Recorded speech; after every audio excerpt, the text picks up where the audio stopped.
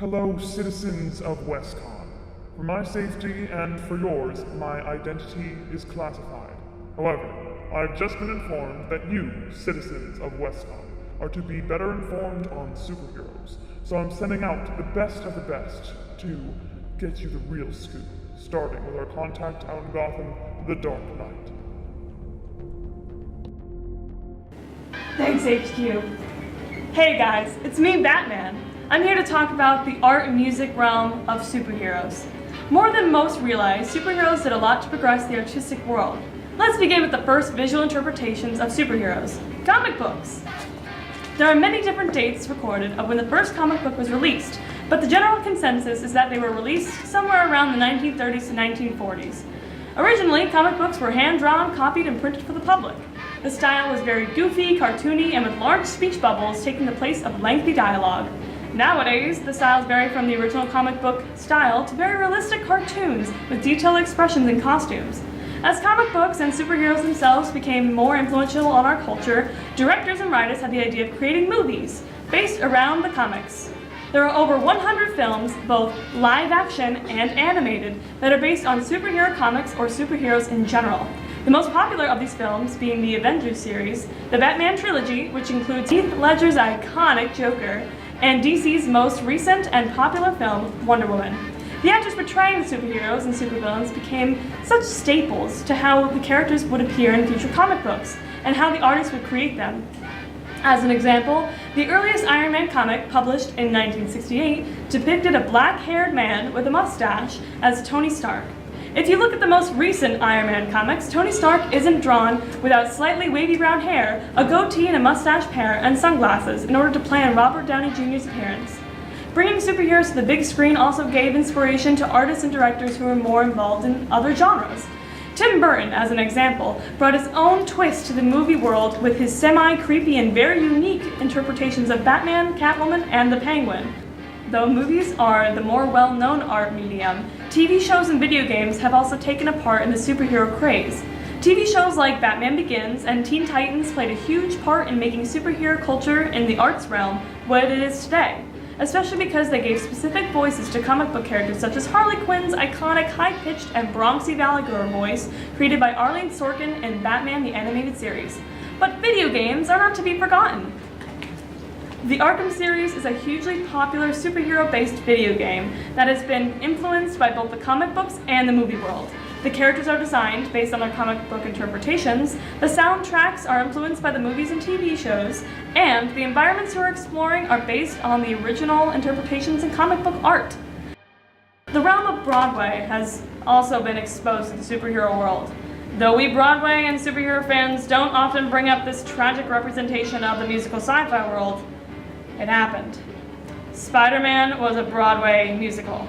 Though it turned out to be a flop and extremely dangerous, it was a turning point that combined two seemingly different categories of entertainment. Now, back to you, headquarters.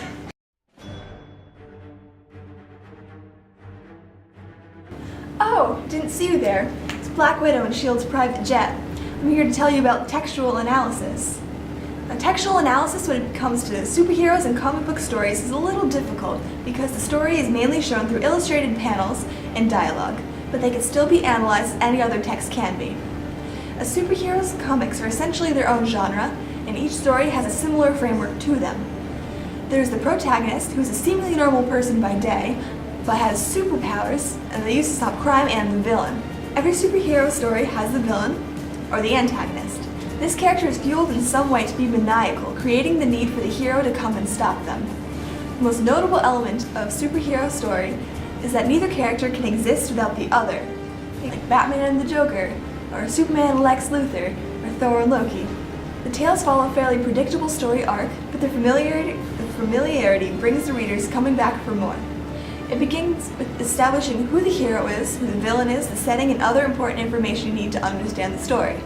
A problem then arises, creating the need for the hero to intervene, which leads to the confrontation. Every comic book has the confrontation where the hero and the villain meet, and a battle between the two of them then ensues. And the hero wins almost every time. Now you may be thinking, if every story and every character is so similar, why are people so interested in them?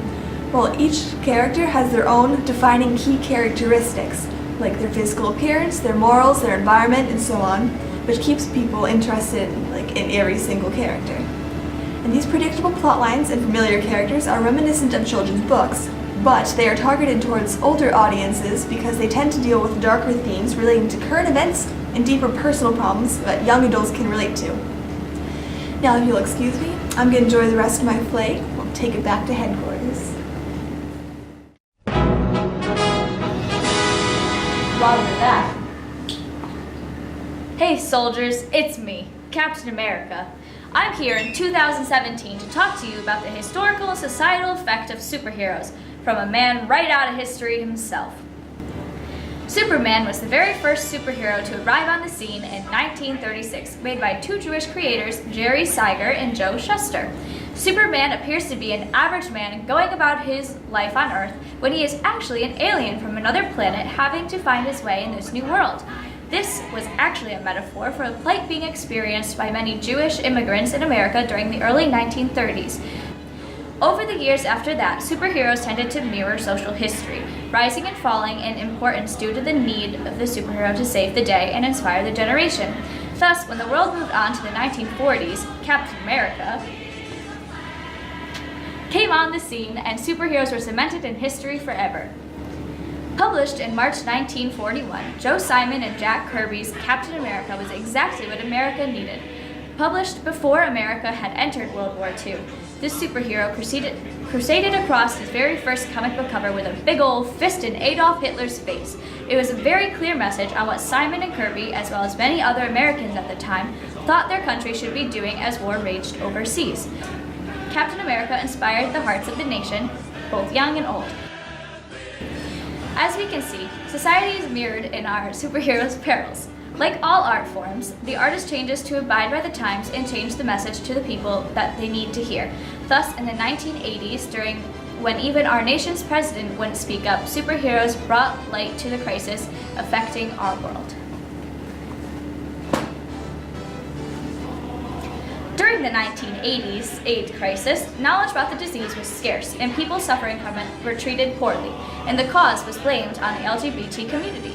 North Star, published in 1992 by Chris Claremont and John Byrne, sought to bring light to the crisis by publishing the world's first openly gay superhero. Not only was North Star part of the LGBT community himself, but the purpose of the comic was to raise awareness that AIDS was a real problem, not just among LGBT individuals, and that something needed to be done about it. Superheroes, we have seen, come back whenever there's a state of need. Thus, in 2001, the comic book industry came together to react. On September 11th, the nation froze and became choked up in fear and confusion, not knowing what to do in the advent of the attacks. Artists provided their own response by creating their superheroes reacting to the event. Everyone felt it, including these larger-than-life figures in our world. Joe Simon, one of Captain America's original creators, even stepped up, designing a modern take on his original comic book cover to commemorate 9/11. Now we move into the 2000s. Your time. All around you, society is changing every day, and superheroes, like Captain America myself, are adapting to this new world with you. Superheroes of all sorts of different backgrounds are coming to the plate, such as Alan Heinberg and Jim Cheung's Young Avengers from 2005. This team of upcoming heroes not only has more than one same-sex couple, but exhibit many other heroes of different minorities. For the future, we hope this to be a switch from the stereotypical, less diverse past. As for the ladies, DC's Wonder Woman was released this past summer and has changed the playing field forever. This movie is not only about a strong female lead, but it was directed entirely by Patty Jenkins and has become the most profitable movie ever directed by a woman in history. At $821.74 million, it even topped 2002's Spider-Man, starring Tobey Maguire, for the highest-grossing superhero original film. Jenkins is now lined up for Best Director, and the film is up for Best Picture in the Oscars, which predicts that more records are to be broken soon. On that note, we'll take it back to HQ. Over. To me to explain to you the modes of science and math. When it comes to superheroes, many would put the special powers and crazy events that happen in the genre of fantasy or best science fiction. This is, for the most part, correct. Superman, for example, is not based on reality whatsoever. He can fly, shoot lasers from his eyes, and pick up the heaviest of objects, with the only explanation being that he is from another planet, and that is just what happens to him on Earth. To watch this movie or read this series, you must completely disregard the laws of science and just accept that this is how the world operates, at least in this story. Other superhero storylines, however, fall more into the science fiction category, such as the Avengers. Here, science is at the forefront with the technology they use and the enemies they face. The science here, however, is futuristic and almost as fantasy as the non-existent science of Superman. The idea is that the story gives the audience just a little bit of information to suggest that flying suits and energy from space may one day be possible, and then just run from there. When looking at new movies that Marvel and DC have put out, it may seem as if they just disregard science altogether and make up their own explanations for the fantastical things they show, relying heavily on the suspension of disbelief from the audience. This, however, is not entirely true. For instance, Marvel hires actual scientists to work on their movies in order to make sure that there is at least a little bit of scientific truth mixed in with the fiction. Their job is to read the script and advise on whether or not basic rules of physics, time, and space that the creators have decided to follow do not get broken. Even though it may seem like magic, many new stories are starting to incorporate nuggets of real facts to appease viewers who would like to see more science than fiction. Says Arthur Frank, scientist consultant for Doctor Strange, a number of times Marvel has used that Arthur C. Clarke quote, "Any advanced technology looks like magic to other people." With superheroes showing respect to science, it's no surprise that many of these fans of the comics and movies are actually very intelligent people. Many superhero fans are scientists and mathematicians who enjoy the idea of science such as what one can see in the movies one day being a reality, despite the fact that, as of today, it seems completely fictitious. In the same way, superheroes such as the Hulk, Iron Man, and Spider-Man, who are all scientists when they are not saving the world, can serve as role models for young fans, encouraging them to look into the science more so than one day the things they will get to.